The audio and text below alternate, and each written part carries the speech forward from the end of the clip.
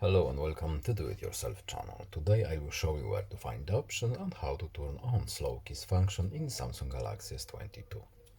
So where to look for this option? We need to go to settings, then we are looking for accessibility options menu, next in interaction and dexterity. At the bottom we have our slow keys function. So what does it do? We have short explanation here.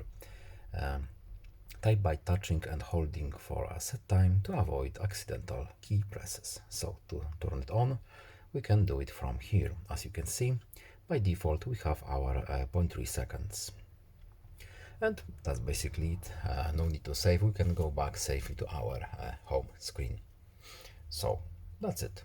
I hope this video is helpful to you. Please leave a like and subscribe. Have a nice day and see you in the next video. Goodbye.